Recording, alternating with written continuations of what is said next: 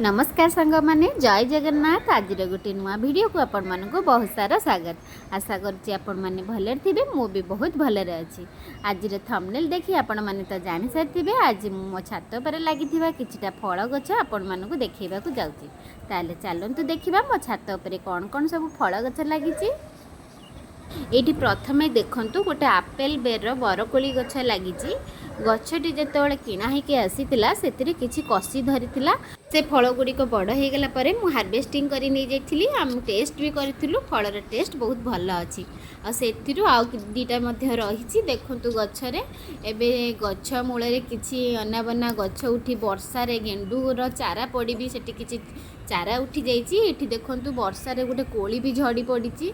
कोलीर test बहुत भल अच्छी, आ बड़ बड़ साइज अच्छी। आ देखु केते फूल धरी। ये फूल गुड़िक आग को फल परिणत हेब। ये गछटी मोर गोटे प्लास्टिक ड्रम रे लगी और गछटी भल ग्रोथ हो। चलतु नेक्स्ट देखा कौन गछ अच्छी। यहाँ देखु गोटे कमला गछ जो आम गछटी को किणिकी आनी से गोटे टैग मरा होता से लिखाई पाकिस्तानी माल्टा। आम तो जानू कि फल फल अपेक्षार रही देखा फलटी फलिला जना पड़ो ए कौ भली फल फलुची। गछटी नुआ अच्छी और भल ग्रोथ अच्छी। तापर ये देखु गोटे पिजुली गछ। पिजुली गछटी भी गोटे ड्रम रे लगी। ये हूँ थाई पिंक गाभा ए भेराइटी। ये पिजुलीटे बहुत बड़ बड़ साइज काटिले पिंक कलर ता भितर बाहर आ बहुत टेस्ट अच्छी पिजुली। ये गच्छरू आम थरे ही फल हार्वेस्टिंग करूँ। जितेबाला गछटी आसीला से तो बहुत कसी होता किंतु सबू कसी झड़ी जाई से 12टी मात्र फल होता और सेटा बहुत भल होता बड़ बड़ साइज होता। एबे से बहुत सारा कसी धरी। सेकेंड टाइम यहाँ कसी धरी और बहुत सारा भी धरी। आ गछटी भी बेसी दिन नुह मात्र 6 मासर गछ हेब। यार फल मु आपन को शॉर्ट्स माध्यम रे शेयर करथिली। आपण मो चैनल रे जाई से शॉर्ट्स ता देखि परिबे। एबे चलंतु नेक्स्ट देखिबा कौन फल गछ अछि। एटी देखंतु गोटे जामु कोली गछ से तार टैग मध्य लगा हेजी केजी 10 जामुन। आमे किणी के आनला बेले से टैगटा से लगा हेतला। आम तो जानिनु से कौ भली फल फलिबो। एई अल्प दिन हब लगा हेजी मात्र गोटे सप्ताह हेबो। गोटे ग्रो बैग रे लगा हेजी। तार ग्रोथ मध्य बेसी हेइनी। आगु को देखिबा यार कौन सब ग्रोथ होउची आ कौन केमिति फल फलुची निश्चित मु आपन को वीडियो रे शेयर करबी। तापर देखु ये गोटे लेंबू गछ। लेंबू गछरे प्रबल ये वर्षा दिने पोक धरुचंती। सबू पत्र यार खाई सारे जित भी फूल कढ़ कसी होची सबू झड़ी पड़ुची। सबू झड़ी की 2टी मात्र ए लेंबू रही से आम फंगिसाइड बा नीम ऑयल भी स्प्रे करूचु। सीजन चेंज हो गले आस्ते आस्ते गछटी ठीक हो। तापर ये देखु गोटे अंगूर गछ। आमे तो केबे भी भाभी नथिलु जे अंगूर ए जलवायु रे फलिबो बोली किंतु आमे गछटी को गोटे खुशी रे आनी लगेइथिलु। ए गछ लगेबार गोटे वर्ष परे एथिरे फूल आसीतिला किंतु सबु जाक फूल झड़ी जाई सेतिर मात्र 2टी अंगूर होइतिला।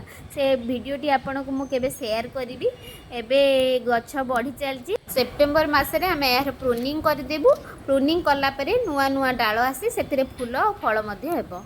यही अंगूर गच्छरू मु गोटे डाल काटी चारा प्रस्तुत करी। से चाराटी देखु एबे बड़ हो जाए। ग्रो बैग रे मु लगेइची। आगो को देखिबा एथरे केबे फल फलुची। तापर ये देखु गोटे डालिंब गछ। ये डालिंब गछटी एबे सप्ताह हेब लगी नुआ करी लगी गोटे ग्रो बैग रे लगी।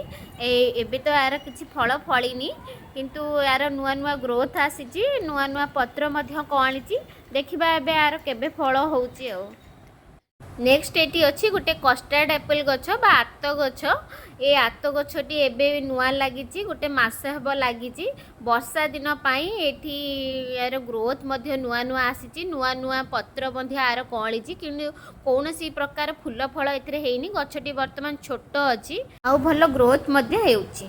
चलंतु देखिबा नेक्स्ट फल गछ कौन अच्छी। ए गछटी को देखि आपण जानि परछंती एटा को फल गछ।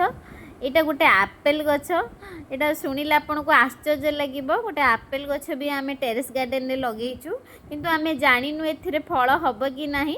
କିନ୍ତୁ ଏ ଜଳବାୟୁର ତ ଆପେଲ ହୁଏନି, କିନ୍ତୁ ଏବେ ଯେ ସବୁ ଚାରା ମିଳୁଛି ଏଇଟା ସମ୍ଭବ ହେଇପାରୁଛି। ଆମେ ବି ଗୋଟେ ଖୁସିରେ ଆଣିକି ଗୋଟେ ଆପେଲ ଗଛ ଲଗେଇଛୁ। ଗଛଟି ବଢ଼ିକି ପ୍ରାୟ 10-11 ଫୁଟର ହେଲାଣି, କିନ୍ତୁ ତାର ଭଲ ଗ୍ରୋଥ୍ ଅଛି ଆଉ ଭଲ ଶାଖା ମଧ୍ୟ ଦେଉଛି। ଦେଖିବା ଆଗକୁ କ'ଣ ହେଉଛି, ଫଳ ଏଥିରେ ଫଳୁଛି କି ଫଳୁନି। ଯଦି ଫଳ ଫଳିଲା କି ଫୁଲ ଆସିଲା ମୁଁ ଆପଣଙ୍କୁ ଭିଡ଼ିଓରେ ନିଶ୍ଚିନ୍ତ ସେୟାର କରିବି। ଆପଣ ଜାଣି ରଖନ୍ତୁ, ଆପଣ ଯେକୌଣସି ବି ଫଳ ଗଛ ଟେରେସ୍ ଗାର୍ଡେନରେ ଲଗାଉଛନ୍ତି ବା ଗୋଟେ ଡ୍ରମ୍ରେ ଲଗାଉଛନ୍ତି, ତା'ର ଡ୍ରେନେଜ୍ ସିଷ୍ଟମ୍ ବହୁତ ଭଲ ଭାବେ ରଖିବେ। ମାଟିଟି ଏଇଭଳି ଭାବରେ ତିଆରି କରିବେ ଯେମିତିକି ଆପଣ ଗଛରେ ପାଣି ଦେବା ମାତ୍ରେ ସାଙ୍ଗେ ସାଙ୍ଗେ ପାଣିଟି ଡ୍ରେନ୍ ଆଉଟ୍ ହେଇଯାଉଥିବ। ତାପରେ ଏଇଠି ଦେଖନ୍ତୁ ଗୋଟେ ସପେଟା ଗଛଟି ପ୍ରାୟ 6 ମାସ ହେବ ଆମ ଟେରେସ୍ ଗାର୍ଡେନରେ ଆଡ଼୍ ହେଇଛି। ଗଛଟିର ଭଲ ଗ୍ରୋଥ୍ ମଧ୍ୟ ହେଉଛି। ଗଛଟି ଭଲ ନୂଆ ନୂଆ ଶାଖା ପ୍ରଶାଖା ଦେଉଛି, କିନ୍ତୁ ତା'ର ଏଇଭଳି ଫୁଲ ହେଇ କଢ଼ ହେଇ ଝଡ଼ି ପଡ଼ୁଛି। ଆମେ ତ ଜାଣିନୁ ଏ କଢ଼ଟି କିଭଳି ଭାବରେ ରହିବ। ଆପଣ ଯଦି ଜାଣିଥିବେ ନିଶ୍ଚିନ୍ତ କମେଣ୍ଟ ମାଧ୍ୟମରେ ଜଣେଇବେ କ'ଣ କଲେ ଏହାର ଫୁଲଟି ରହି ଫଳରେ ପରିଣତ ହେବ। ତାପରେ ଏଇଠି ଦେଖନ୍ତୁ ଗୋଟେ ଆମ୍ବ ଗଛ। ଏ ଆମ୍ବ ଗଛଟି ଭେରାଇଟି ହେଉଛି କଟିମନ୍। ଏ ଗଛଟିକୁ ପ୍ରଥମେ ଆମେ ଆଣିଥିଲୁ ଆମ ଟେରେସ୍ ଗାର୍ଡେନରେ ଲଗାଇବା ପାଇଁ, କିନ୍ତୁ ଏତେ ବର୍ଷା ହେଲା ଯେ ଆମେ ଉପରେ ଆଉ ଲଗାଇ ପାରିଲୁନି। ତାକୁ ଆଣିକି ଆମେ ଆମ ବାଡ଼ି ପଟେ ଲଗାଇ ଦେଇଛୁ ତଳେ। ଏହାର ଗ୍ରୋଥ୍ ଏବେ ବହୁତ ଭଲ ଅଛି। ଛୋଟ ହାଇବ୍ରିଡ୍ ଭେରାଇଟିର ଗଛ, ଏଥିରେ ଅଳ୍ପ ଦିନ ଭିତରେ ଫଳ ଫଳିବ। ଆଜି ତ ଆପଣ ଏଇ ଭିଡ଼ିଓ ମାଧ୍ୟମରେ ମୋ ଟେରେସ୍ରେ ଲାଗିଥିବା ସବୁ ଫଳ ଗଛ ଦେଖିଲେ। ଆପଣଙ୍କୁ କିପରି ଲାଗିଲା ମୋତେ ନିଶ୍ଚିନ୍ତ କମେଣ୍ଟ ମାଧ୍ୟମରେ ଜଣେଇବେ। ମୋ ଭିଡ଼ିଓକୁ ଟିକେ ଲାଇକ୍ କରିଦେବେ, ସେୟାର ମଧ୍ୟ କରିଦେବେ। ଯଦି ଚ୍ୟାନେଲରେ ନୂଆ ଅଛନ୍ତି ମୋ ଚ୍ୟାନେଲକୁ ସବସ୍କ୍ରାଇବ୍ କରିଦେବେ। ଆଜିର ଭିଡ଼ିଓଟି ଏତିକିରେ ରହିଲା। ଜୟ ଜଗନ୍ନାଥ।